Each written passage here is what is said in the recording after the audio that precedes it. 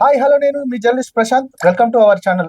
ప్రధానంగా తెలంగాణ రాష్ట్రంలో బీసీ కులగణనకు సంబంధించి ప్రధానంగా ఒక పెద్ద ఎత్తున చర్చ జరుగుతూ ఉంది. మనం మొన్ననే చూసాము, ఇటు ఎస్సీ వర్గీకరణకు సంబంధించిన అంశం ఒక వైపు అయితే, బీసీ కులగణనకు సంబంధించిన అంశం ఈ అంశాలు ప్రధానంగా చర్చకు వస్తున్నాయి. కానీ బీసీలలో కొంత వర్గం మాత్రం ప్రధానంగా ఈ కులగణన అనేది, సర్వే అనేది తప్పుడు లెక్కలు చూపిస్తా ఉంది. ఖచ్చితంగా గతానికంటే ఎట్లా జనాభా తగ్గుతారు, ఆ జనాభా పెరగాలి తప్ప తగ్గడం ఏంటి, ఈ సర్వే అంతా కూడా రీసర్వే చేయాలి అనేది కూడా కొంతమంది డిమాండ్ చేస్తూ ఉన్నారు.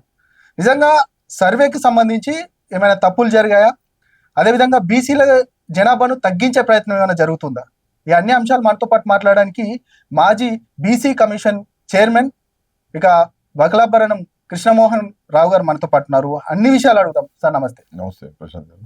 సార్ ఎలా ఉన్నారు? ఫైన్, బాగున్నాను.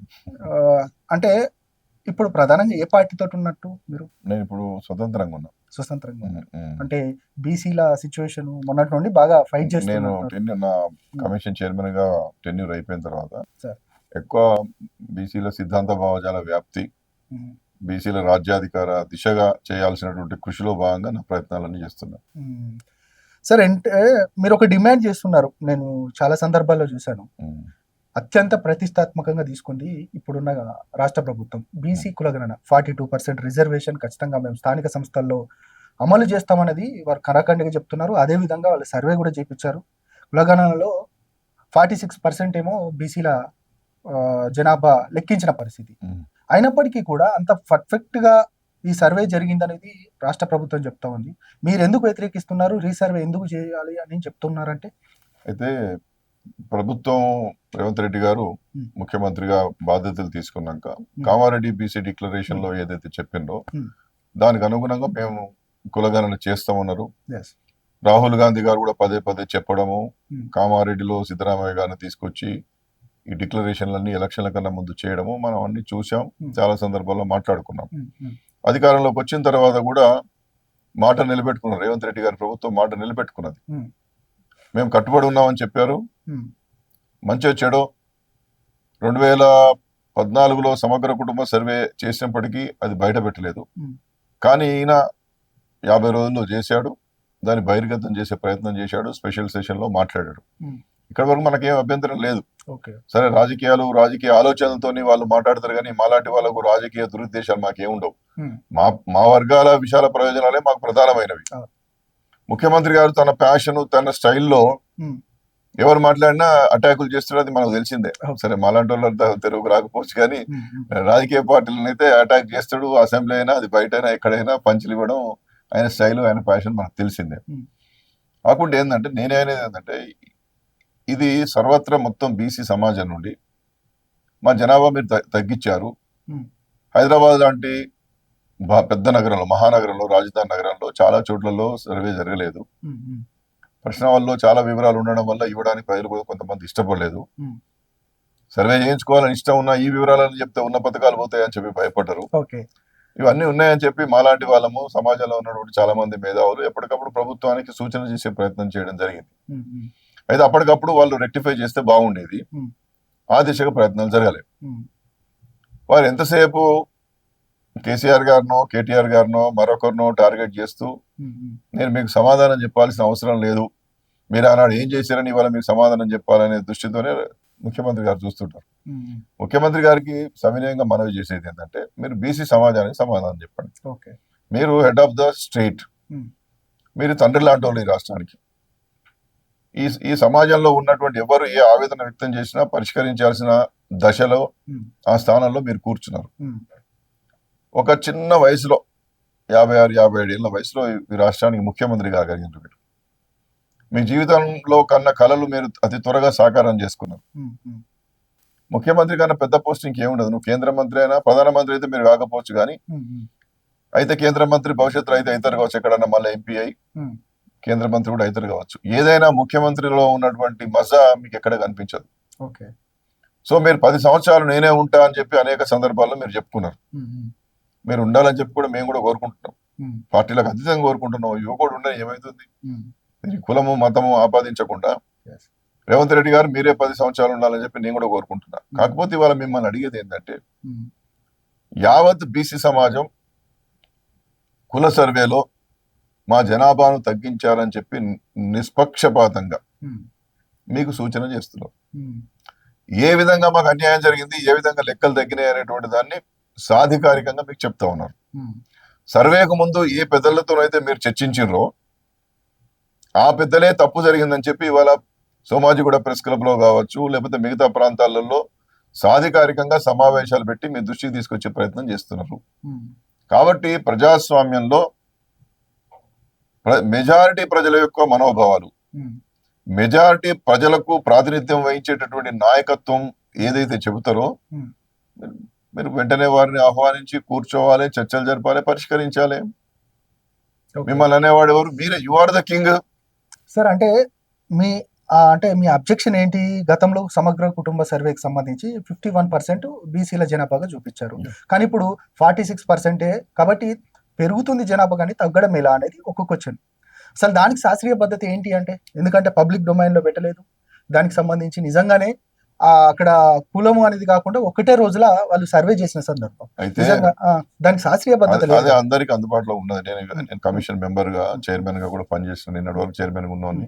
నా దగ్గర కూడా సమగ్ర కుటుంబ డాటా మొత్తం ఉన్నది. అందరు అన్ని ప్రభుత్వ సంక్షేమ పథకాలు ఉపయోగించారు. దాన్ని ఎందుకు బయట పెట్టలేకపోయారు సార్? సరే, బయటకు పెట్టకపోవడానికి కారణం హైకోర్ట్స్ లో కేసెస్ ఉండే, దాన్ని బయట పెట్టకూడదని చెప్పేసి కేసులు వేసారు. ముఖ్యమంత్రి గారు ఆనాడు ఉన్నటువంటి కేసీఆర్ గారు ఏమనుకున్నారంటే సంక్షేమ పథకాలు పెట్టడానికి డాటా కావాలనుకున్నాడు. డాటా వచ్చింది, బయట పెట్టాల్సిన అవసరం లేదు. ఆయన రిజర్వేషన్ పెంచే ఉద్దేశం ఆనాడు లేదు.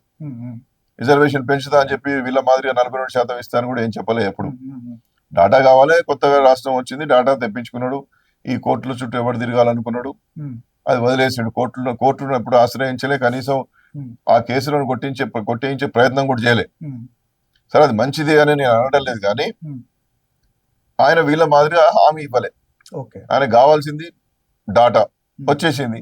డాటా ప్రకారం బోల్డ్ అని స్కీములు పెట్టుకున్నాడు. అవన్నీ మన అనుభవంలో ఉన్నవి. 51% ఎట్లా చేసిండ్రు అనే దానికి దాంట్లో సాధికారికంగా చాలా గణాంకాలు, చాలా ఒక పద్ధతి ప్రకారం జరిగింది. కావాల్సి మీకు అది ఫర్నిష్ చేయమని నేను ఇస్తాను. అయితే 4 లక్షల మంది ఆ రోజు చేశారు. 4 లక్షల మంది ఒకటే రోజులో పనిచేశారు. డాటా అంతా సేకరించారు. ఆ డాటా 2014 అయినప్పుడు అదే డాటాలో ముఖ్యమంత్రి గారు ఏమంటున్నారు? ఓసీలది 21 ఉంటే ఓసీలది 15% అయింది కదా అంటున్నారు. బీసీలదే తగ్గడం కాదు, ఓసీలది కూడా 21 ఉన్నటువంటిది 15% అయింది.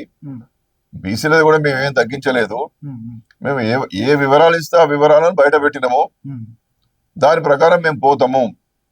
42% సంగతి ఏంటి? స్థానిక సంస్థల్లో రిజర్వేషన్లు అనేది అంటే అది కొంచెం రాజ్యాంగ ప్రక్రియ చేయాలి.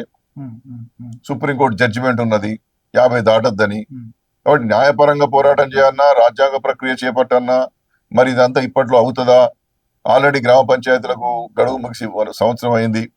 జిల్లా పరిషత్ ఎంపీటీస్ లో గడువు ముగిసి 6 నెలలు అయింది. ఇప్పుడు మున్సిపల్స్ ముగిసిపోయాయి పదవి కాలాలు. మరి ఇంకా సంవత్సరాల కొద్ది ఇట్లా ఉంటే లోకల్ బాడీస్ లో గవర్నెన్స్ మొత్తం పోతుంది కదా.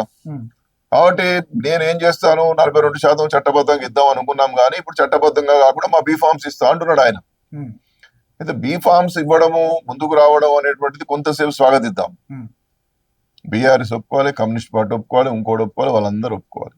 వాళ్ళందరూ ఒప్పుకొని నీకు సహకరించాల్సిన అవసరం వాళ్ళకి లేదు. ఎందుకంటే వాళ్ళని ఎప్పుడు మీరు కాన్ఫరెన్స్ లో తీసుకోలే, వాళ్ళతో అఖిలపక్ష సమావేశాలు పెట్టలేదు, ఎప్పటికప్పుడు ఈ విషయాలన్నీ కూడా వాళ్ళకి అర్థం చేయించలేదు. కాబట్టి నీ బాధను వాళ్ళు ఎందుకు పంచుకుంటారు? సరే, మీరు పంచుకోకపోతే కబడతారు, మేమందరం బీసీలో అంతా మీరు మాకు అన్యాయం చేస్తే మీ భర్తం పడతాం అని చెప్పి స్టేట్మెంట్లు ఇస్తాము. ఏకమవుతారు, ఏకగ్రీవంగా మీ అగ్రిమెంట్ జరుగుతుంది. ఇది ప్రైవేట్ అగ్రిమెంట్. ఒక చట్టము, ఒక రాజ్యాంగము, ఒక ఎలక్షన్ కమిషను, ఒక తీరుతెన్నులు ఉంటాయి. గతంలో 34% ఉన్నదంటే ఇక్కడ బీసీ అంటే బీసీ నిలబడాలి, ఇంకోటి నిలబడడానికి వీల్లేదు. అలాంటి జనరల్ స్థానంలో కూడా నువ్వేమంటున్నావు? బీసీని పెడతా అంటున్నావు. మీ పార్టీలు పెట్టేది బాగానే ఉన్నది. ఒక స్వతంత్ర అభ్యర్థి నిలబెడితే వాడిని అడ్డగించే అధికారం మీకు చట్టబద్ధంగా లేదు, ఎందుకంటే అది రిజర్వ్డ్ కాదు. అది ఏమంటే దీన్ని ఎట్లా చేయగలుగుతారు? అంతేకాకుండా గ్రామ పంచాయతీలలో బీఫార్మ్స్ ఉంటాయి, ఎంపీటీసీ, జెడ్పీటీసీ, మున్సిపల్స్ ఉంటాయి. మరి బీఫామ్ లేని గ్రామ పంచాయతీలో 42% ఎట్లా ఇస్తారు? కాబట్టి ఇది సాధ్యమయ్యే పని కాదు. కాబట్టి ఎక్కడెక్కడైతే జనాభా గణన సరిగ్గా జరగలేదో మళ్ళీ రీసర్వే చేసి ఆ డాటా అంతా పట్టుకొని మీరు బిల్లు పెట్టండి, దీన్ని ఈ డాటానంతా మళ్ళా అసెంబ్లీలో చర్చించండి, చర్చించిన తర్వాత సమగ్రంగా అధ్యయనం చేసి విశ్లేషణ చేసినటువంటి డాటాను అక్కడ పెట్టండి, చర్చించండి. అంటే ఒక నిమిషం చర్చించిన తర్వాత బిల్లు పెట్టండి, బిల్లును చట్టం చేయండి, కేంద్రానికి పంపండి. కేంద్రం మీద ఒత్తిడి తెచ్చి రాజ్యాంగ సవరణ చేసేటటువంటి దిశగా న్యాయ పోరాటం చేస్తే చాలా గొప్పదే. ధర్మ పోరాటం, రాజ్యాంగ పోరాటం, రాజ్యాంగ ప్రక్రియలో పోరాటం. ఎట్ ద సేమ్ టైం మీరు సుప్రీంకోర్టులో కూడా కేసు వేసి కొట్లాడండి. ఇవన్నీ ఇప్పట్లో అయ్యేటివా? నెలల తరబడి, సంవత్సరాల తరబడి ఎట్లా అవుతుంది, ఎలక్షన్ లేకుండా ఎట్లా ఉండాలి అనేటువంటి విషయాన్ని వాళ్ళు చెప్తాం. మేమేమంటున్నామంటే ముందు మీరు భేషజాలకు పోకుండా కేవలం కేటీఆర్ గారిని, కేసీఆర్ గారిని చూడకండి, కిషన్ రెడ్డి గారిని చూడకండి, బీసీ సమాజాన్ని చూడండి, బహుజన సమాజాన్ని చూడండి. ఎస్సీ జనాభా కూడా తగ్గిందంటున్నారు, ఎస్టీ జనాభా తగ్గిందంటున్నారు, మీ ఓసీ జనాభా తగ్గిందంటున్నారు. మీరు ముఖ్యమంత్రిగా అన్ని వర్గాల నాయకులు, మీరు ఒక కమ్యూనిటీకి లీడర్ అయితే కాదు సార్. అంటే నాది ఒక చిన్న అది ఏంటంటే జనాభా తగ్గింది పెరిగింది అనే సిచ్యువేషన్ కంటే మన కులగణన చేసిందే 1931, అంటే దాదాపు 95 సంవత్సరాలు దాటిపోతుంది. అంటే అప్పుడు చేసిన కులగణనకి ఇప్పుడు వీళ్ళు చేసిన సిచ్యువేషన్కి అంటే తగ్గుండొచ్చు పెరుగుండొచ్చు. అంటే పూర్తిగా వీళ్ళు చేసిన సిచ్యువేషను మీరు చెప్పేదానికి శాస్త్రీయత ఏంటి, వీళ్ళు చేసిన దానికి వాళ్ళు క్లియర్గా మేము సర్వే చేసి చెప్తున్నామని అంటున్నారు. మీరు చేసింది అంటే మీరు చెప్పేదానికి మిగతా కులాలు చెప్పేదానికి శాస్త్రీయత ఏంటి అంటే నేను ఏమంటున్నా, మీరు కమ్యూనికేషన్ గ్యాప్ను పెంచుకున్నారు. విపక్షాలతో మీకు అసలు కమ్యూనికేషన్ లేదు. సామాజికవేత్తలతో, మేధావులతో కమ్యూనికేషన్ ఉండాలి కదా. మీరు ఒక నోడల్ అధికారిని పెట్టి ఇలాంటి సమస్యలు వచ్చినప్పుడు ఎప్పటికప్పుడు రెక్టిఫై చేయడము, ఒక భట్టి గారినో, పొన్నం ప్రభాకర్నో దీనికోసం ఒక స్పెషల్ మినిస్టర్ డెలిగేట్ చేసి ఏనాడు ఏ జిల్లాలో ఏ సమస్య ఉత్పన్నమైనా ఆ నిమిషమే పరిష్కారం చేసింది అనుకోండి, ఇవాళ ఈ ప్రశ్నలన్నీ మీకు వచ్చేది కాదు. అంటే మొదటి నుండి దీని మీద మీరు అంత శ్రద్ధ వహించలేదు, నిర్లక్ష్యం వహించారు, అసలు మీకు ఇష్టం లేదు, రాహుల్ గాంధీ గారు చెప్పినందుకే చేసింది అనేటువంటి అపవాదులు మూట కట్టుకున్నారు. కాబట్టి ఇవాళ మీరు ఏం చెప్పినా నమ్మే పరిస్థితులు లేరు. ఇప్పుడు ప్రజలు, విపక్షాలు తాము చేస్తున్నటువంటి ఆరోపణలను శాస్త్రీయంగా నిరూపించరు. శాస్త్రీయంగా ఒక సిస్టమేటిక్ గా మేము కట్టుబడి ఉన్నామని చెప్పి ప్రభుత్వం చెప్పాలి. ప్రభుత్వం నిన్న ఇచ్చినటువంటి హౌస్ లో ఏమి ఇచ్చారు? మీరు 6 పేజీల నోట్ ఇచ్చారు. Where is your the cost wise details, what is your parameters, housing list ఎక్కడి నుంచి తయారు చేశారు, మీరు రిజిస్టర్ జనరల్ నుంచి తీసుకున్నారా, స్టాటిస్టిక్స్ అండ్ ప్లానింగ్ మినిస్ట్రీ నుంచి ఏమైనా తీసుకున్నారా, రోడ్ మ్యాప్స్ ఎట్లా వేసినారు, హౌసింగ్ లిస్ట్ చేసేప్పుడు ఏ ప్రామాణికత కలిగినటువంటి మీరు టూల్స్ ను వాడినారు, మీరు మాన్యువల్ గానే పోయినారు కదా, మీరు ఒక మొబైల్ యాప్ ఎందుకు తయారు చేయలేదు, ట్యాబ్లలో ఎందుకు నింపలేదు? ఇప్పుడు ఏనాడు ఆనాడు నువ్వు ట్యాబ్ లో కొట్టేసి అప్పుడే ఎంటర్ చేసేసి సర్వర్కి వెళ్ళిపోతుంది. నువ్వు పెన్సిల్ తో ఎందుకు రాసుకున్నారు? మీ వివరాలు చెప్పమని చెప్పి పెన్నుతో రాసుకోవాలి కదా, పెన్సిల్ తో పక్కకు రాసుకొని సంతకం పెట్టమన్నారు. కారణం ఏమిటి? పెన్సిల్ తో రాయమని ఎవరు చెప్పారు ఎన్యూమరేటర్స్ కి? వీటన్నిటికి ఎప్పటికప్పుడు సమాధానం ఆనాడే పరిష్కారం కావాల్సి ఉండే. అది మీరు చేయలేదు, సమస్యను పెంచుకున్నారు, మీ నిర్లక్ష్య భావాన్ని ప్రదర్శించారు సార్. అంటే కులగణనను మీరు ఆహ్వానించారా సార్? అప్పుడు కులగణనకు సంబంధించి నేను బీసీ కమిషన్ చైర్మన్ గా నేనే ఈ రాష్ట్రంలో సామాజిక ఆర్థిక కుల సర్వే చేయాలని యునానిమస్ గా రెజల్యూషన్ పాస్ చేసి మేము కమిషన్ గా మేము పంపిన తర్వాతనే మంత్రివర్గం ఆమోదించింది, అసెంబ్లీలో పెట్టారు, తీర్మానం చేస్తే నేను ముఖ్యమంత్రి గారిని స్వయంగా కలిసి పొన్నం ప్రభాకర్ ని, మా ఆనాటి ప్రిన్సిపల్ సెక్రటరీ బుర్ర వెంకటేశం గారితో సహా వెళ్లి ముఖ్యమంత్రి గారికి పుష్పగుచ్చం ఇచ్చి శాలువా కప్పి నేను ఓపెన్ స్టేట్మెంట్ ఇచ్చిన, ఒక బహుజన వర్గాలకు సువర్ణ యుగం రాబోతున్నదని. నా పాయింట్ ఆఫ్ వ్యూ ఏంటంటే, సరే ఆహ్వానించారు, దీనికి సంబంధించి అంటే జనాభా తగ్గడానికి అనేది ఇప్పుడు మాట్లాడుతున్నారు, కానీ మీరు మోటివేషన్ చేయడంలో కొంత విఫలమయ్యారు అనిపిస్తుంది. ఆ సామాజిక వర్గాలకు కాదు సార్, కాదు. అది ఏమంటున్నా సార్ అంటే, ఇప్పుడు కేసీఆర్ అనే ఆయన సమగ్ర కుటుంబ సర్వే చేశాడు. ఒక వ్యక్తిగా మేమేం చేయలేము, వ్యవస్థగా మీరు ఏమైనా చేస్తారు. మీరు విజయోత్సవాలు చేసుకున్నారు మొన్న సంవత్సరం, ఎన్ని అడ్వర్టైజ్మెంట్లు వేసుకున్నారు, ఎన్ని మీటింగ్లు పెట్టుకున్నారు, ఎన్ని కార్యక్రమాలు పెట్టుకున్నారు. నేను సమగ్ర కుల సర్వే మీద ఒక అడ్వర్టైజ్మెంట్ ఇచ్చిందా? ముఖ్యమంత్రి గారు దాని మీద 2-3 సార్లు ప్రసంగాలు చేసిండా? మంత్రులందరూ ఎక్కడికక్కడ కలెక్టర్స్ మీట్ రివ్యూ చేశారా? ఆ జిల్లాలలో జరుగుతున్నటువంటి దాంట్లో మొత్తం ఎమ్మెల్యేలు, ఎమ్మెల్సీలు, ప్రజాప్రతినిధులు పాల్గొన్నారా? మీరు ఎందుకు పాల్గొనలేదు సార్? అంటే మీరు దీన్ని పెద్ద ప్రతిష్టాత్మకంగా తీసుకోలే. మీరు వ్యక్తులు మేమేం చేయగలుగుతాం? ఇప్పుడు నాలాంటి వాడు ఏం చేస్తాడు? సార్ ఇక్కడ లోపాలు జరుగుతూ ఉన్నాయి, వీటిని రెక్టిఫై చేయాలి సార్. ఇగో ఈ ప్రొసీజర్స్ గతంలో కర్ణాటకలో ఇది అడాప్ట్ చేశారు, అక్కడ బీహార్ లో కేవలం 17 క్వశ్చన్స్ ఏ అంటే ఉన్నాయి. సామాజిక వర్గానికి No, no, sir. సంబంధించిన నాయకులు. బయార్లో కేవలం 17 క్వశ్చన్స్ ఏ ఉన్నాయి. వాళ్ళు సక్సెస్ఫుల్ గా దాన్ని పూర్తి చేసుకున్నారు. ఉమ్, మీరు 70-80 క్వశ్చన్లు పెట్టుకున్నారు. నేను ఇచ్చిన క్వశ్చన్ వేరు, మీరు తయారు చేసింది వేరు. ఉమ్, ఇది నానా రభసగా మారుతా ఉన్నది. దీన్ని రెక్టిఫై చేసేయండి. ఉమ్, ఒక పైలట్ ప్రాజెక్ట్ గా ఒక ఊళ్ళో పెట్టి ముందు చేసిన తర్వాత ఆ ఫీడ్బ్యాక్ తో ముందుకు పోండి అని చెప్పి ఎప్పటికప్పుడు యాజ్ ఎ చైర్మన్ గా నేను చాలా సలహాలు ఇచ్చాను. ఉమ్, నువ్వు పెడితే ఏమైనా పెడితే నేనేం చేయగలుగుతాను? ఉమ్, నా పొజిషన్ కి నా పరిధిలో నేను ఎన్ని చెప్పగలుగుతానో అని చెప్తాను. నేను ఇంకా దాన్ని మించి కూడా నేను అనేక సందర్భాల్లో ముఖ్యమంత్రి గారిని కలిసే ప్రయత్నం చేశా, మంత్రులు చెప్పే ప్రయత్నం చేశా, లిఖితపూర్వకంగా ఇచ్చాను. అధికారికంగా నా లెటర్ ప్యాడ్ మీద ఇస్తే అధికారికంగా తప్పులు ఎత్తి చూపినట్టుగా ఉంటుందని చెప్పి సంతకం లేకుండా నేను మామూలుగా రాసి టైప్ కొట్టించి కింద పైన నా లెటర్ ప్యాడ్ లేకుండా కింద సంతకం లేకుండా ఇచ్చిన. ఎందుకంటే ఇది చదువుకొని రెక్టిఫై చేయిస్తారని. అది కూడా మీరు ఎన్నడూ కూడా పాటించిన పాపాన పోలేదు. నేనే కాదు, చాలా మంది మేధావులు, ఉమ్, ప్రొఫెసర్ మురళీ మనోహర్ గారు కావచ్చు, తిరుమల గారు కావచ్చు, పిల్ల విశ్వేశ్వరరావు గారు కావచ్చు, కృష్ణయ్య గారు కావచ్చు, ఉమ్, జాజుల శ్రీనివాస్ గౌడ్ కావచ్చు, దాసు సురేష్ కావచ్చు, ఇట్లా చాలా మంది పెద్దలందరూ కూడా ఉమ్, ఎప్పటికప్పుడు మిత్రులు పెద్దలు అందరూ కూడా తీసుకెళ్లి వారికి భట్టి గారిని ప్రభాకర్ గారిని కలిసే ప్రయత్నం చేశారు.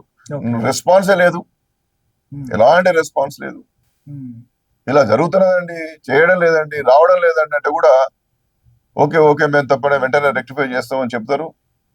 ఆ దిశగా ప్రయత్నాలు ఏం చేయలేదు. కాబట్టి పూర్తి స్థాయిలో వైఫల్యం చెంది, పూర్తి స్థాయిలో నిర్లక్ష్యం వహించి జరుగుతున్నటువంటి పొరపాట్లను సరిదిద్దే ప్రయత్నం చేయకుండా ఉమ్, ఈ జనాభా తగ్గిపోతుంది అని మేమేం చెప్పినాం. ఎందుకంటే ఉమ్, వివరాలు ఇవ్వడానికి ప్రజలు భయపడ్డారు.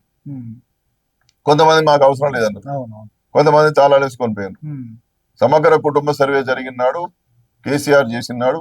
ఇవాళ పొద్దు నుంచి నేను చాలా మాధ్యమాల్లో చెప్పాను, మళ్ళీ కూడా చెప్తా ఉన్నా. ఉమ్, మనం అందరం గ్రామీణ ప్రాంతాల నుంచి వచ్చిన వాళ్ళమే కాబట్టి అవును, బొడ్రాయికి మనం ఏం చేస్తాం? ఎవరి ఊళ్ళో వాళ్ళు ఉంటాం, అవును, బయటికే పోం మనం. అవును.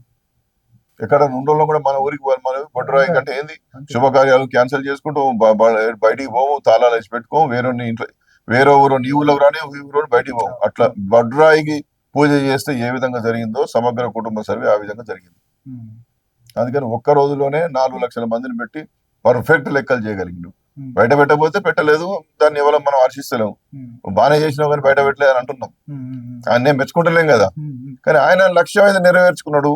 ఉమ్. అంటే నేను కూడా చాలా మందిని అడిగాను సార్. నేను అడిగితే కొంతమంది ఏమన్నారని అంటే, మీరు ఏం చెప్పారని అంటే, నేను హిందువుని అని చెప్పాను అని కొన్ని సంఘాలు తిరస్కరించిన సందర్భం కనబడ్డది. దాదాపు హైదరాబాద్ లోనే ఒక 20% దాకా సర్వేలోనే పాల్గొనే నేను 20 కాదు అసలు 50% పాల్గొనలేదు. ఇక అట్లాంటప్పుడు జనాభా 20% తగ్గుతుంది పాల్గొనలేదు, కదా. 30% వీల్ చేయలేదు. జనాభా తగ్గుతుంది కదా. అదే మోటివేషన్, అదే అవేర్నెస్ ప్రభుత్వం చేయాల్సి ఉండే. ప్రభుత్వం ఏం చేయాల్సి ఉండే అంటే వెల్ఫేర్ మెజర్స్ కోసము, లేదా రేపొద్దున అనేకమైనటువంటి అవకాశాలు కల్పించడానికి, ఎంప్లాయ్మెంట్ లో ఎంత లోటు ఉన్నది, ఎడ్యుకేషన్ లో ఎంత ప్రాతినిధ్యం ఉన్నది, ఎంత ప్రాతినిధ్యం లేదు, ఏ సామాజిక వర్గాలకు అవకాశాలు వచ్చినా రాలేదు, ఎస్సీ ఎస్టీలతో పాటు అన్ని వర్గాలు, ఇవాళ ఈడబ్ల్యూఎస్ కూడా వచ్చింది కదా. కాబట్టి ఇది తప్పనిసరి. ఒక పరిమాణాత్మక క్వాంటిఫైబుల్ డాటా కనుక మన దగ్గర ఉంటే రేపొద్దున మనం ఏ కోర్టులైనా ఛాలెంజ్ చేయగలుగుతాం. ఎస్, మేము ఇంత సైంటిఫిక్ గా చేసుకున్నాం, మేము ఇక్కడ ఇది అమలు చేసుకుంటాం అని చెప్పి నువ్వు చట్టం చేసి అమల్లోకి తీసుకొస్తే ఈ రాష్ట్రంలో ఎవడు కోర్టుకు పోకపోతే ఏముంటది? నడిచేది కదా. 100%. నువ్వు చట్టం చేసుకుంటావు, నువ్వు బిల్లు పెడతావు, నువ్వు యునానిమస్ గా పాస్ చేసుకుంటావు, నీ రాష్ట్రంలో నువ్వు 70% పెట్టుకుంటావు. హైకోర్టు పోయి ఎవడు అడగలేదు అనుకోండి, ఫర్ ఎగ్జాంపుల్ మొదట హైకోర్టుకి పోవాలి కదా, నడుస్తూనే ఉంటుంది కదా నీ చట్టం, చరిత్రలో మిగిలిపోతావు కదా. ఆ పని వాళ్ళు రేవంత్ రెడ్డి గారు చేస్తలేరు. ఎందుకంటే ఆయనకు వచ్చిన అవకాశం మామూలు అవకాశం అండి. ఎంతమంది సీనియర్లు అండి, ఎంతమంది పెద్ద పెద్ద వాళ్ళు. ఇప్పుడు కేసీఆర్ లాంటి దిగ్గజాన్ని కూడా నువ్వు ఓడించి నువ్వు గెలిచినావండి. కాబట్టి నేనేమంటున్నా, గౌరవ ముఖ్యమంత్రి గారికి మనవి చేసేది ఏంటంటే, వారు ఇంకొకటి సార్, సమగ్ర కుటుంబ సర్వేకును ఇప్పుడు ఈ కులగణనకు మధ్యలో వ్యత్యాసం ఏంటి, దానికి దీనికి తేడా ఏంటంటే? అది మోర్ సైంటిఫిక్ గా జరిగింది, ఇది సైంటిఫిక్ గా జరగలేదు. అది పూర్తి చైతన్యవంతంగా జరిగింది, ఇది చైతన్యవంత ప్రయత్నం చేయలేదు. దాంట్లో ప్రభుత్వ యంత్రాంగం అంతా భాగస్వామ్యం అయింది, దీనిలో ఎవరు భాగస్వామ్యం కాలేదు. ఒక ముఖ్యమంత్రి గారు కొంత జోక్యం చేసుకున్నారు, మధ్య మధ్యలో బట్టి గారు 2-3 సార్లు మాట్లాడారు, తర్వాత వదిలేసారు. సరే, ఆ వెల్ఫేర్ మినిస్టర్స్ బట్టి పొన్నం ప్రభాకర్ మిగతా వాళ్ళు చూసుకుంటారని ఆయనకుండే బాధ్యత. కాంగ్రెస్ ప్రభుత్వం కదా, ముందు అధికారం నిర్వహించాలి, తర్వాత మళ్ళీ వచ్చేవారు సెక్రటరీలో సీట్ ఉందో లేదో చూసుకోవాలి కదా. వచ్చేవారికి కూడా ఇంటికి పట్టుకోవద్దు. కాబట్టి ఆయన బాధ ఆయనకున్నది, ఆయన బాధ ఆయన బాధకున్నది, వీళ్ళ బాధ వీళ్ళకున్నది. 4 ఏళ్ల తర్వాత వాళ్ళు ఉంటామో పోతామో, ఇప్పుడు ఉన్నప్పుడే దీపం ఉన్నప్పుడే ఇల్లు చక్క పెట్టుకోవాలి. ఇవన్నీ జరుగుతున్నాయి. ఇవన్నీ నేను ఎందుకు మాట్లాడుతా ఉన్నానంటే రాజకీయ విశ్లేషకుడు కూడా ఉన్నా కాబట్టి నేను మాట్లాడుతా ఉన్నాను.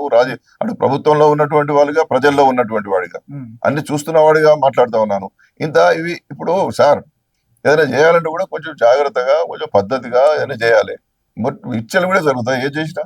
ఇక అంటే అదే బీసీ సామాజిక వర్గానికి సంబంధించిన మంత్రి ఇది పర్ఫెక్ట్ గా జరిగింది, దీంట్లో అవకతవకలే లేదు, ఇది ఒక చరిత్రాత్మకమైన రోజు అని చెప్తా ఉన్నారు. ఇప్పుడు ఆయన మాటల్ని కూడా ఎట్లా చూడొచ్చు? ఆయన ఏమైనా బాధ్యత వహించి ఎన్నడన్నా దీన్ని భుజాన వేసుకొని మొత్తం రాష్ట్రం అంతా తిరిగి ఎట్లా జరుగుతుంది, ఏమైతుంది, వీడియో కాన్ఫరెన్స్లు చేసి ఆఫీసర్స్ ను, కలెక్టర్స్ తో మాట్లాడి క్వశ్చనీర్ లో వస్తున్న లోటుపాట్లు చేసి మనం నామోదు కాలేదని మాట్లాడుతున్నాం. నామోదు కాకపోవడానికి గల కారణాలు ఏమిటి? నువ్వు అప్పటికప్పుడు దాన్ని రెక్టిఫై చేసి ఆ క్వశ్చనీర్ ను రెడ్యూస్ చేసి మళ్ళీ కొత్త క్వశ్చనీర్ తో ముఖ్యమంత్రి గారితో డిస్కస్ చేసి, సోషాలజిస్టులతో డిస్కస్ చేసి, ఎక్స్పర్ట్ సంస్థలతో డిస్కస్ చేసి 10 రోజులు ఆపిచ్చైనా 50 రోజులు చేసుడు ముఖ్యం కాదు. సమగ్రంగా చేయడం, మోర్ సైంటిఫిక్ గా చేయడం, మోర్ యాక్యురేట్ గా చేయడం అనేది ఇంపార్టెంట్. ఇవి చేయడంలో ఈ మంత్రులు ఎవరన్నా బాధ్యత వహించారని నేను అడుగుతున్నా. ముఖ్యమంత్రి ఒక నిర్ణయం తీసుకున్నాడు, దాన్ని నాకు ఒక అవకాశం ఇచ్చింది ముఖ్యమంత్రి, దాన్ని నిలబెట్టుకునే బాధ్యత నాది. సార్ ఇట్లా జరుగుతాను సార్ అని చెప్పి భద్రత చేసుకోపోండి అంటాడు. అది ఆ సమన్వయం మీరు చేసుకోలేదని నాకు అనిపిస్తుంది. ఇప్పుడు బయటకు వచ్చి కృష్ణమోహన్ రావు మాట్లాడద్దు, ఈశ్వరయ్య గారు మాట్లాడద్దు అని మా మీద పెడతాడు. తర్వాత నీ వాళ్ళ ఇప్పుడు కృష్ణమోహన్ కలుస్తున్నా నిన్న ప్రెస్ మీట్ పెట్టి చెప్తాడు. మా దగ్గరికి వస్తే ఏమున్నదండి, ప్రజలు ఏమంటారో ఆ విషయాన్ని వాళ్ళు మాట్లాడలేరు కాబట్టి వాళ్ళ తరఫున మేము చెప్తున్నాం. ఆ సమస్యను ఎట్లా పరిష్కరిస్తాం, మేము ఎత్తి చూపుతున్నటువంటి దాన్ని ఏ విధంగా రెక్టిఫై చేస్తాం అనేది ఇంపార్టెంట్. వ్యక్తులను కలవడం కాదు ఇక్కడ. అంటే మీరు మాజీ బీసీ కమిషన్ చైర్మన్ గా మీ అంచనా ఎంత? అసలు బీసీల జనాభా మీ అంచనా అంటే మీరు ఏం చెప్తారు సార్? అంచనా ఎంత? 62% కావాలి సార్. ఇప్పుడు 62% ఉండాలి. ఎందుకంటే 118 నుండి 145 crores అయింది.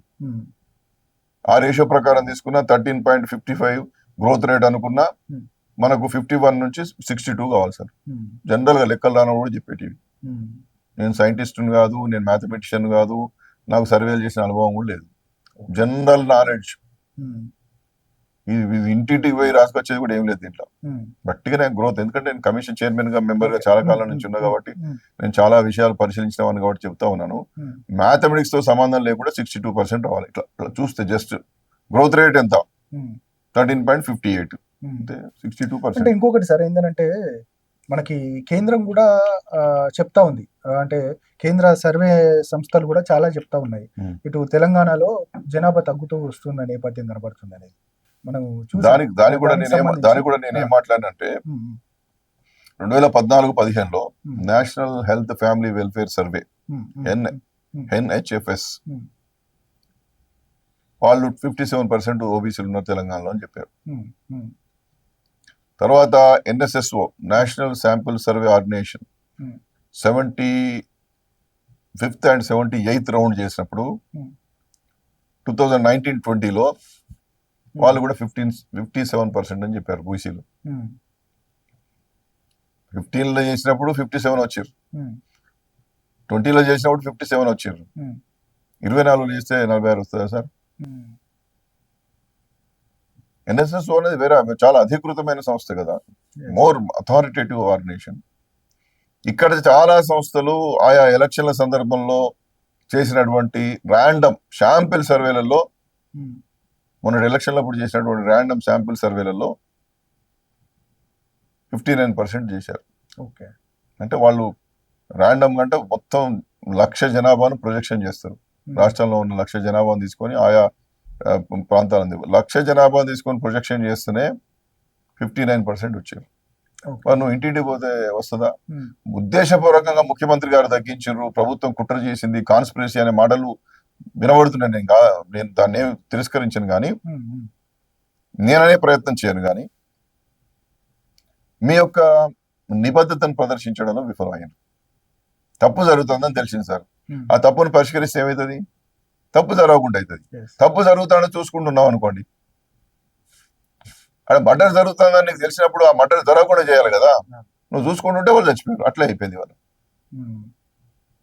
ఇప్పుడు బీసీల దగ్గర అంటే ఓసీలకు ప్రతినిధి కాదు ముఖ్యమంత్రి గారు, రాష్ట్రానికి ప్రతినిధి, మనందరి ముఖ్యమంత్రి, మనందరికి నాయకుడు ఆయన. కాబట్టి మా ఓసీలది కూడా తగ్గింది. అంటే తగ్గించడం వల్ల అసలు ఏం చెప్పదలుచుకున్నారు? తగ్గించడం వల్ల ఇప్పుడు ఏమంటున్నారు పెద్దవాళ్ళు ఏమంటున్నారు అంటే నువ్వు 42% ఇస్తాను స్థానిక సంస్థల్లో, ఎస్సీ ఎస్టీ బీసీ కలిపి 50 దాటొద్దు, ఒక బీసీలకే 42 ఇస్తే మరి 8 ఎస్సీ ఎస్టీలకు, అందుకని జనాభా తగ్గించినావు అనుకో నువ్వు ఉన్నదే 42 ఎట్లా అని ఎగ్గొట్టచ్చు అని చెప్పి నువ్వు కుట్ర చేసినావు అని అంటుండ్రు. ఏది పడుతుంది అంటారు సార్. ఇప్పుడు మనం తప్పుల పడితే వాడు ఇప్పుడు మనం మంచిగా అందంగా మనం బ్రహ్మాండంగా ఉన్నప్పుడు ఎవరు అంటారు మనం తెలియని ఇరికినాం అనుకో వాడు మొదటి నుంచి వాడు దొంగ అనుకున్నారా అంటారు. మనం చూస్తూనే ఉంటాం కదా. 100%. ఏదైనా ఇరికినాం అనుకో, ఇప్పుడు నేను కూడా తెలియని ఇరికినా అనుకో, హే వీడు ఏదో అనుకున్నారా కానీ వీడు పెద్ద దొంగనే ఉన్నారా అంటారు. అది కావాలని ప్రజలు, దానికి మనం ఏం చేయగలుగుతాం? ఏం చేయడం కర్మ అది. నువ్వు ముఖ్యమంత్రి అయినప్పుడు, రేవంత్ రెడ్డి ముఖ్యమంత్రి అయినప్పుడు అందరూ అరే అమ్మ మొనగట్రా పోయి అన్నారు. కానీ పరిపాలన చూస్తుంటే ఏమంటారు, అబ్బా 1 ఇయర్లకు ఇంత చెడ్డ పేరు వచ్చినోడు ఎవరు లేడురా అంటున్నారు. దాన్ని రెక్టిఫై చేసుకోవాలి మనం. 10 ఏళ్ళు ఉంటా అని చెప్పుకుంటే సరిపోదు కదా సార్, 10 ఏళ్ళు ఉంచాలి కదా పబ్లిక్. నువ్వు ఎంత డౌన్ ఫాల్ అవుతుంటే నీ చుట్టూ ఉన్నటువంటి ప్రతిప శక్తులు ఏకమైతాయి. ఏకమై ఏమైతాయి, రెండో కృష్ణుడు వస్తాడు, మొదటి కృష్ణుడు ఎగిరిపోతాం. ఇది రాజకీయం. కాంగ్రెస్ అంటేనే రోజుకొని మార్చారని ఒక వైఎస్ఆర్ కు మాత్రమే సాధ్యమైంది ఈ దేశంలో. ఒక ప్రజారంజకమైనటువంటి పరిపాలకుడుగా ఆంధ్రప్రదేశ్ రాష్ట్రంలో ఒక YSR is only public hero. ఆయన తర్వాత మనం ఎవరిని అంత గొప్పగా చూడలేం. ప్రజలతో మమేకమై సంక్షేమ కార్యక్రమాలు ఏర్పాటు చేయడంలో, ప్రజలను ఆదుకోవడంలో ఓన్లీ వైఎస్ఆర్. కేసీఆర్ చాలా స్కీములు పెట్టచ్చు, కానీ వైఎస్ఆర్ మాదిరిగా ప్రజల నాయకుడు కాలేకపోయాడు. కాందే 10 సంవత్సరాలు అని మీరు అంటారు కావచ్చు. నేను అనేది ఏంటంటే ప్రజలను కలవడు. ఆయన ఎక్కడ ఉంటాడు ఎవరిని తెలియదు. నేను విమర్శిస్తాను, అది వారి ప్యాషన్, వారి స్టైల్. రాష్ట్రాన్ని మాత్రం అభివృద్ధి పదాలకు తీసుకుపోయాడు. కరెంటు పోకుండా చేసిండు, స్కీములన్నీ నడిచినాయి, బ్రహ్మాండంగా నడిపాడు. ఇప్పుడు నువ్వు అప్పు చేయని ఎంత అప్పు చేసినావో దేశం అంతా తెలుసు. రుణమాఫీ అన్ని చోట్ల ప్రామిసులు చేసినావు, ప్రతి దేవుని మీద అమ్మవారి మీద దండం పెట్టినావు, వాగ్దానం చేసినావు, ఏం చేయలేదని చెప్పి ప్రజలు అంటున్నారు. రైతు బంధు రాలేదంటున్నారు, ఇచ్చిన స్కీములు ఏవి కూడా ఇంప్లిమెంట్ చేయలేకపోయిన అంటున్నారు.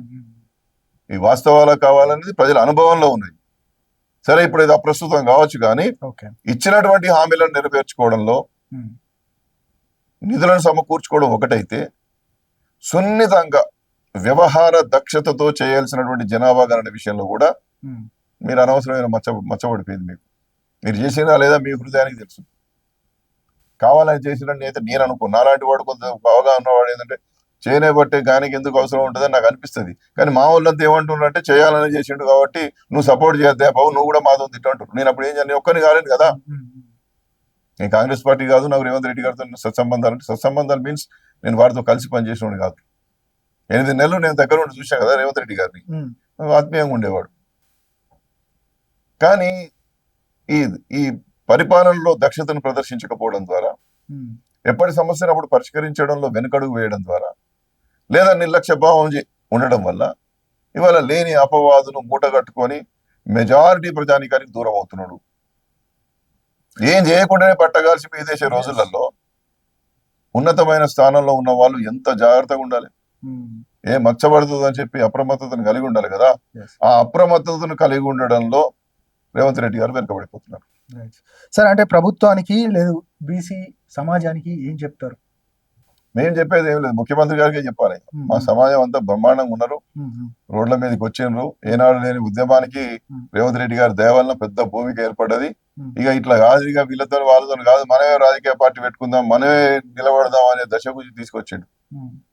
ఎందుకంటే దేశం అంతా జనతా పరివార్తో ఎక్కడికక్కడ పార్టీలు పెట్టుకొని బీసీలే ముఖ్యమంత్రి అయినటువంటి సమాజం ఉంటే, ఉమ్మడి రాష్ట్రంలో తెలుగుదేశం పార్టీ ఆ బీసీ నినాదాన్ని కొట్టేసుకొని రామారావు గారు బీసీలకు అవకాశం ఇచ్చారు, ఆ తెలుగుదేశం కొట్టేసింది. ఇవాళ ప్రత్యేక తెలంగాణలో ఏమంటున్నారంటే, ఇంత చైతన్యవంతమైన రాష్ట్రంలో, ఇంత జనాభా కలిగినటువంటి రాష్ట్రంలో బీసీ ముఖ్యమంత్రి ఎందుకు అవుతాడు, జనాభా ప్రకారం ఎందుకు ఎమ్మెల్యేలు కాలేకపోతున్నాం, నామినేటెడ్ పదవుల్లో కూడా మనల్ని నిర్లక్ష్యం చేస్తున్నారు కదా, మనమే ఒక ప్రత్యామ్నాయ రాజకీయ వ్యవస్థగా ఎందుకు నిర్మాణం కావద్దనేటువంటిది ఇవాళ విజ్ఞులు, మేధావులు అందరూ ఆలోచన చేస్తా ఉన్నారు. ఏనాడో మనం అందరం మర్చిపోయినటువంటి సోషలిస్టు భావజాలం, రామ్ మనోహర్ లోహియా సిద్ధాంత భావజాలం తెలంగాణలో ఇవాళ తీసుకురావాలని చెప్పి ఆలోచన చేస్తున్నారు. కాబట్టి ముఖ్యమంత్రి గారు ఆలోచించుకోవాలి. ఈ చైతన్యం ఒక విప్లవాత్మకంగా మారకముందు ఎవరు సార్ అంటే బీసీ నాయకుడు ఎవరు ఇప్పుడు అప్కమింగ్ రాబోతున్నారు నిజంగా బీసీలలో అని అంటే, కృష్ణయ్య గారు దాదాపు 40 ఏళ్ల నుంచి కొట్లాడుతూ ఉన్నారు. అంటే ఇప్పుడు మీకు ఆశావాహులుగా కనబడుతున్న వారు ఎవరు? ఇప్పుడు మనం ఈ రోజు మాట్లాడలేము సార్. ప్రజల నుండి పుట్టుకొస్తారు. ఉమ్, ఎవరైనా కావచ్చు నాయకుడు, ఓకే. ఎవరి ఆలోచనలు వాళ్ళకు ఉంటాయి. ఉమ్, కొంతమంది కొన్ని రాజకీయ పార్టీల్లో ఉన్నారు, కొంతమంది ఏ రాజకీయ పార్టీలో బీసీల కోసం పనిచేసే వాళ్ళు ఉన్నారు. ఉమ్. కొంతమంది నా లెక్క నేను ఏ రాజకీయ పార్టీలో కూడా కొట్లాడతా అని చెప్పి నేను అంటున్నా. నిజంగా కాబట్టి అందరం ఏకమైతాం, ఏకమైనప్పుడు ప్రజలు నిర్ణయిస్తారు. 100 కులాలకు పైగా ఉన్న బీసీ సమాజం అంతా ఏకమయ్యే అవకాశం ఉందా? ఉన్నది నిజంగా ఇప్పుడు రాజకీయ ఉన్నది చైతన్యం ఉందా సార్? ఉన్నది ఫస్ట్ ఇప్పుడు ఆఫ్ ఇప్పుడు ఆల్. ఇప్పుడు వచ్చింది. అది. ఈ జనాభా ఎప్పుడైతే తగ్గించిర్రో, ఉమ్, ఈ నామినేటెడ్ పదవులు ఎప్పుడైతే వస్తలేవో, ఉమ్, ఈ ఎమ్మెల్యేలుగా రాకపోయినా కనీసం రాజ్యసభ ఎమ్మెల్సీలలో కూడా అవకాశం ఇస్తలేరో, ఉమ్, ఓహో ఇక మనకు అవకాశాలు రావు. 75 ఏళ్ల తర్వాత కూడా ఇదే పరిస్థితి. ఉమ్, ఈ దేహీ పరిస్థితి ఏంది? ఉమ్, మనం ఎంత ప్రేమించినా, వాళ్ళ కోసం ప్రాణం ఇచ్చినా, మన ప్రాణం తీసే పని చేస్తాను తప్ప, ఉమ్, ఆత్మగౌరవానికి భంగం కలిగిస్తాను తప్ప మనల్ని ఆదుకుంటలేరు కదా. ఉమ్, ఉమ్, కాబట్టి మరో స్వాతంత్ర సమరం లాంటి ఒక బీసీ సిద్ధాంత భావజాల వ్యాప్తి జరగాలి, ఉమ్, గ్రామ స్థాయి వరకు వెళ్ళాలి, యువతను రాజకీయ వైపు మళ్లించాలి, ఉమ్. మన అవకాశాలు మనం పొందాలనేటువంటి ఒక ఆలోచన ఇవాళ చాలా ప్రబలంగా క్షేత్రస్థాయి వరకు వెళ్తున్నది. Right sir, thank you. మీరు అన్నట్టుగానే బీసీలలో ఐక్యత రావాలి నిజంగా. అంటే దాదాపు జనాభాలో సగానికి పైగా ఉన్న బీసీలు ఆ చైతన్యం వైపు ముందుకెళ్ళాలి, ఖచ్చితంగా రాజ్యాధికార వైపుగా వెళ్ళాలనేది కూడా అందరూ కోరుకుంటున్నారు. Yeah. నిజంగా ఆ పరిస్థితి రావాలని కూడా మేము కూడా కోరుకుంటున్నాం సార్. థ్యాంక్ యూ అండి, థ్యాంక్ యూ. Thank you. ఇది ఈ రోజు ఇంటర్వ్యూ. మరొక ఇంటర్వ్యూతో మళ్ళీ కలుద్దాం. నేను మీ ప్రశాంత్. చూస్తూనే ఉండండి.